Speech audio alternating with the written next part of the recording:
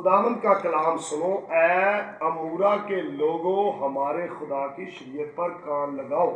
اچھا، یہ سدوم اور امورا کیا تھا؟ آپ کو پتا کون سے علاقے تھے؟ لوط کو جہاں لوط رہتا، اور اس علاقے کو گندک اور آگ سے قسم کیا گیا۔ کیوں کیا گیا تھا؟ ان کی بدی کی وجہ سے، ان کے گناہ کی وجہ سے۔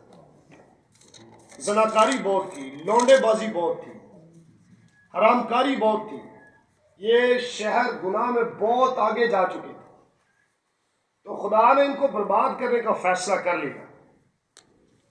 اب کلام بھی ان سے ہو رہا ہے۔ خداوند فرماتا ہے تمہارے ذبیحوں کی کثرت سے مجھے کیا کام؟ جو تم ہمارے لیے ذبیحے گزرانتے ہو، قربانیاں دیتے ہو، مجھے اس سے کیا کام؟ میں مینڈوں کی سوختنی قربانیوں سے اور فربا بچڑوں کی چربی سے بیزار، فربا ہوتے ہیں موٹے تازے صحت یاب، اور بیلوں اور بھیڑوں اور بکروں کے خون میں میری خوشنودی نہیں، میری خوشی نہیں ہے ان باتوں میں۔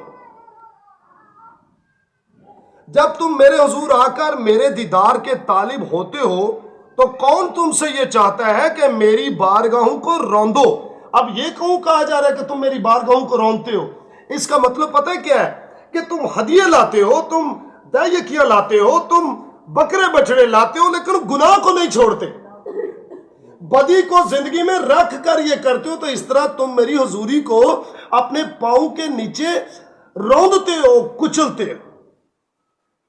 کون کہتا ہے تم کو ایسا کرو؟ 13ویں ہے، آئندہ کو باطل ہدیے نہ لے، جھوٹے ہدیے منو نہیں چاہیے۔ زندگی پر آتے ہدیے اگے نہیں چاہیے مجھے، ایسے ہدیے۔ بخور سے مجھے نفرت ہے، نئے چاند، سبت اور عیدی جماعت سے بھی، کیونکہ مجھ میں بد کرداری کے ساتھ عید کی برداشت نہیں ہے۔ کلام کے پڑھے سنے جانے کے وسیلہ سے اس کی برکت ہم سب پہ ہو۔ اب یہ سدوم اور عمورہ کے لوگوں کے ساتھ بات ہو رہی ہے، ان کے ساتھ کلام ہو رہا ہے۔ خدا کہتا ہے کہ تمہاری بدی بہت زیادہ ہے، گناہ بہت زیادہ ہے، گناہ کو چھوڑتے نہیں۔ بکرے بچڑے لا رہے ہو، چربی لا رہے ہو، بیل لا رہے ہو، پیسہ لا رہے ہو، سب کچھ لا رہے ہو۔ بھائیو، مجھے ان باطل ہدیوں سے نفرت ہے۔ کون تم کو کہتا ہے کہ تم یہ گناہ زندگی میں رکھ کے آ کے میری بارگاہوں کو کچلو، روندو اپنے پاؤں کے نیچے؟